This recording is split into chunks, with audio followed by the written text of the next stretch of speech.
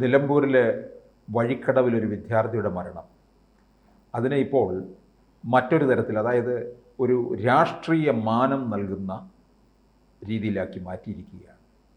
അതിനകത്ത് വനം മന്ത്രിയുടെ ചില പ്രസ്താവന തന്നെ അത്തരത്തിലുള്ളതാണ്.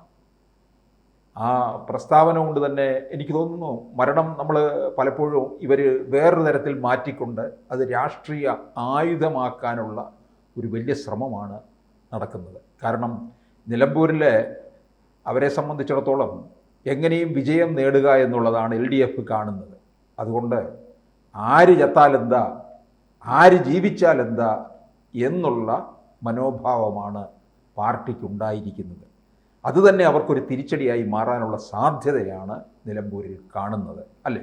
അതെ അതെ സാർ ആദ്യം പറഞ്ഞതുപോലെ രാഷ്ട്രീയമായിട്ടുള്ള തന്ത്രങ്ങൾ മാത്രമല്ല, രാഷ്ട്രീയ കളി എന്ന് തന്നെ നമുക്ക് പറയേണ്ടിയിരിക്കുന്നു.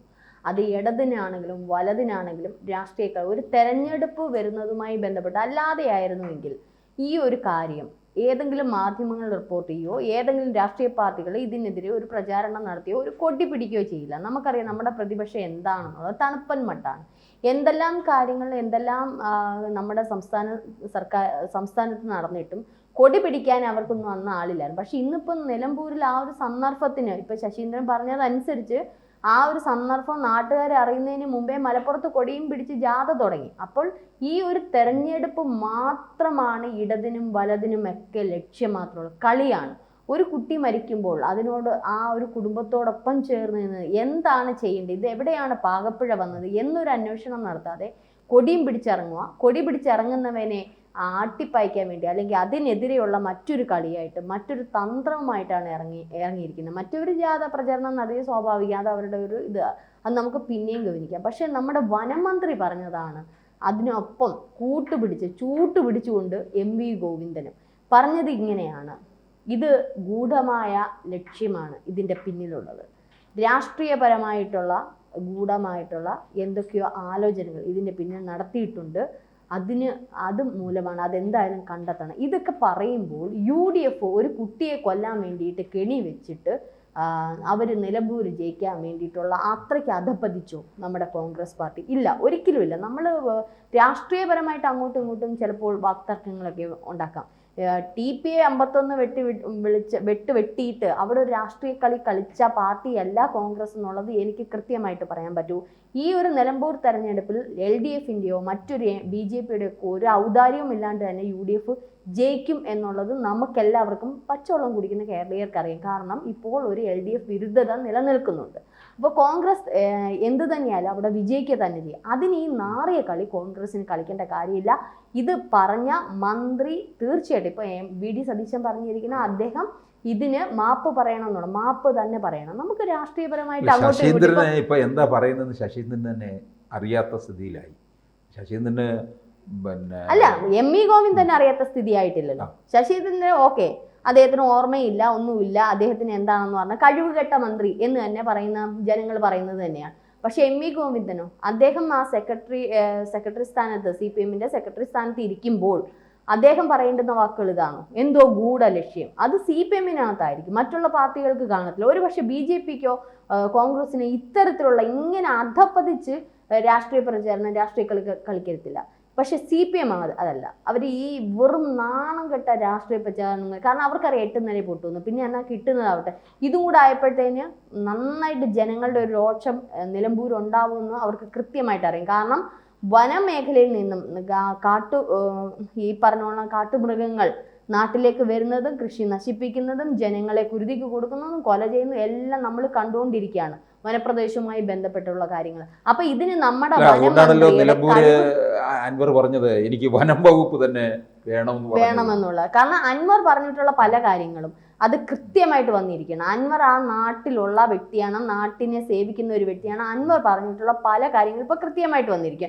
ആ കൃത്യത ഇപ്പം വീണ്ടും ജനങ്ങളിലേക്ക് എത്തിക്കുകയാണ് ഈ കുട്ടിയുടെ ഒരു മരണം എന്ന് പറയുന്നത്. ഈ കുട്ടികൾ സ്ഥിരം അവിടെ പോകുന്നതാണ്, സ്ഥിരം അവിടെ പോവുകയും ഈ പറഞ്ഞ മീൻ പിടിക്കുകയൊക്കെ ചെയ്യുന്ന കുട്ടികളല്ലേ. പക്ഷെ അവിടെ നിന്ന് അധികം അങ്ങോട്ട് അതിനപ്പുറത്തോട്ടുള്ള പ്രദേശത്തോട്ട് അധികം ആരും കടക്കത്തില്ല. പക്ഷെ പെട്ടെന്നാണ് ഇതിന് ചുറ്റി ഈ ഒരു വേലി വന്നത്. ഈ ഒരു വേലി പറഞ്ഞത് വലിയൊരു ലൈനാണ്, മറ്റേ ഇലക്ട്രിക്കൽ പോസ്റ്റിൽ തന്നെ കൊടുക്കുന്ന ലൈൻ എന്തോ ആണ്. അപ്പം അത്രയ്ക്ക് പവർ അല്ലെങ്കിൽ അത്രയ്ക്ക് കറണ്ട് പാസ് ചെയ്യുന്ന ലൈനാണ്. അത് എങ്ങനെ സ്ഥാപിച്ചു? KSEBയുടെ അനുവാദമില്ലാതെ എങ്ങനെ സ്ഥാപിക്കും? അല്ലെങ്കിൽ അവിടുത്തെ മറ്റുള്ളവർ അത് അറിഞ്ഞില്ലേ? കാരണം നമുക്ക് തന്നെ അറിയാം, നമ്മുടെ വീട്ടിൽ നിന്ന് തൊട്ടപ്പുറത്തോട്ട് ഒരു വയറിങ് എന്തെങ്കിലും കൊടുക്കണമെന്നുണ്ടെങ്കിൽ തന്നെ നമ്മൾക്ക് പേടിയായിരിക്കും. കാരണം KSEB ഒന്ന് പെനാൽറ്റി അടിക്കും അല്ലേ? പ്രത്യേകിച്ച് ഗ്രാമപ്രദേശങ്ങളൊക്കെ ഇപ്പോൾ ഒരു മഴയൊക്കെ വരുന്ന സന്ദർഭമാണ്. KSEBയിലെ ജീവനക്കാരൊക്കെ അവിടെ ഇവിടെയൊക്കെ നടക്കുന്നുണ്ടായിരുന്നു. മാത്രമല്ല, ഇനി ഇങ്ങനെ ഒരു ഇത് സ്ഥാപിച്ചാൽ തന്നെ നാട്ടുകാർ വിളിച്ചു പറയുമല്ലോ, നാട്ടുകാർ വിളിച്ചു. അപ്പം ഈ പേടിയുള്ള ഒരു വ്യക്തി എന്തായാലും അത് അങ്ങനെ സ്ഥാപിക്കത്തില്ല, സ്വന്തം ഇഷ്ടപ്രകാരം സ്ഥാപിക്കത്തില്ല. അപ്പോൾ ഇതിൻ്റെ പിന്നിൽ ആരുടെ സമ്മതത്തോടു കൂടിയാണ് അദ്ദേഹം അത് സ്ഥാപിച്ചത്? അയാൾ എന്തിനാണ് അത് ചെയ്തത്?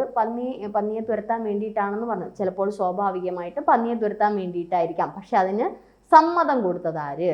ഈ പന്നികൾ എങ്ങനെ ഈ പറഞ്ഞോണം നാട്ടിലേക്ക് ഇറങ്ങി വരുന്നു? കൃഷിനാശം. അപ്പോൾ ഒരു കർഷകന്റെ ഗതികെട്ട അവസ്ഥയിൽ അയാൾ ചെയ്തതായിരിക്കാം. പക്ഷെ അതിന് കാരണം ആര്?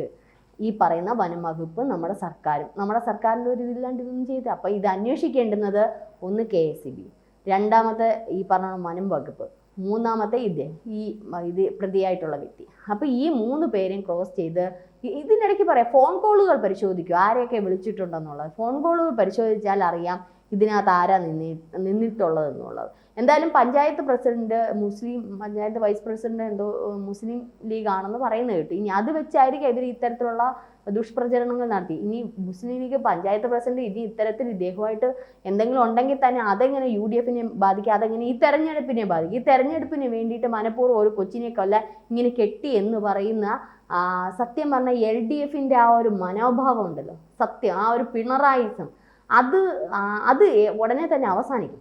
അത് നിലമ്പൂരുകാർക്ക് മനസ്സിലായി. ഇപ്പോൾ ഈ ഒരു സന്ദർഭം കൂടെ കിട്ടിയപ്പോഴത്തേന് അത് അവർ മുതലെടുക്കുകയും ചെയ്യും, അത് അവസാനിപ്പിക്കുക തന്നെ ചെയ്യും.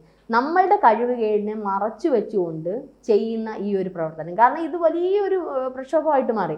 ഒരു പക്ഷേ ഈ ഒരു തെരഞ്ഞെടുപ്പില്ലായിരുന്ന ആ കുട്ടി മരിച്ചതോ അല്ലെങ്കിൽ ആ കുട്ടിയുടെ കുടുംബത്തിനുണ്ടായിരുന്ന ഈ ഒരു ആപത്തോ ഇത് ഒരു പുറം ലോകം അറിയത്തില്ല. ഒരു 4 വരി കോളത്തിൽ തീരാവുന്ന ഒരു വാർത്ത അത്രേ വരത്തുള്ളൂ. ഈ വിഷയം ഇപ്പോൾ മിക്കവാറും LDFന് ഒരു കനത്ത തിരിച്ചടി കൂടി ഉണ്ടാക്കി കൊടുക്കുകയും ചെയ്യും. കനത്ത തിരിച്ചടിയാണ്. അതിന്റെ ഇടയിൽ ഇച്ചിരി കൂടെ തീക്കാത്തോട്ട് വെളിച്ചെണ്ണയും കൂടെ കോരി മലയാളികളുടെ നെഞ്ചത്തോട്ട് ഒഴിച്ചു വെച്ചു കൊടുത്തേക്കുവാണ്. എന്താണ് UDFന്റെ രാഷ്ട്രീയ തന്ത്രം? ഇതെന്തോന്ന് പണ്ടത്തെ രാജാക്കന്മാരുടെ കാലോ? ഈ കളികളും ഇത് നടത്താൻ, യുദ്ധം ചെയ്യാൻ വേണ്ടി മറ്റേ ശിഖണ്ഡി ഇറക്കിയതും അല്ലെങ്കിൽ യുദ്ധം ചെയ്യാൻ വേണ്ടിയിട്ട് ജയിക്കാൻ വേണ്ടിയിട്ട് മറ്റു പല കാര്യങ്ങളും ചെയ്യുന്നതും എന്തോ രാജാക്കന്മാരുടെ കാലഘട്ടം. അത് വെള്ളരിക്കപ്പെട്ടു. അതൊക്കെ കഴിഞ്ഞില്ല, ആ കാലമൊക്കെ മാറി. ഇപ്പം മലയാളികൾക്ക്, അന്നം ഉണ്ടെന്ന മലയാളികൾക്ക് വിവരമുള്ള ബോധമുള്ള മലയാളികളാണ്. അവരുടെ ഇടയിൽ ഇത്തരത്തിലുള്ള നാറിയ കളികളും കൊണ്ടൊന്നും നിൽക്കാൻ പറ്റില്ല. അത് പിണറായി വിജയന്റെ പഴയ കാലഘട്ടത്തിൽ ഇത്തരത്തിൽ നടക്കാൻ പറ്റത്തില്ല. അതായത് TPA 81 വെട്ടിയത് എന്തിനാണ്? അത്തരത്തിലുള്ള എന്തായാലും നാറിയ പരിപാടിക്ക് BJPയോ കോൺഗ്രസോ അല്ലെങ്കിൽ മുസ്ലിം ലീഗോ ഒന്നും പോകാൻ പോകുന്നില്ല.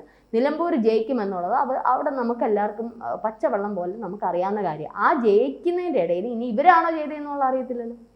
ഇത്തരത്തിൽ ആ പഞ്ചായത്ത് പ്രസിഡന്റിനെ വെച്ചുകൊണ്ട് UDF ചെയ്തു എന്ന് വിചാരിച്ച് ഇവരാണോ ചെയ്തതെന്ന് തിരിച്ച് VD സതീശൻ പറഞ്ഞാലോ? പക്ഷെ അദ്ദേഹം അത് പറഞ്ഞിട്ടില്ല. അദ്ദേഹം പറഞ്ഞാൽ നിങ്ങൾ രാഷ്ട്രീയത്തെ രാഷ്ട്രീയമായിട്ടുള്ള വാളുകൊണ്ട് എതിർക്കാനാണ് പറഞ്ഞിരിക്കുന്നത്.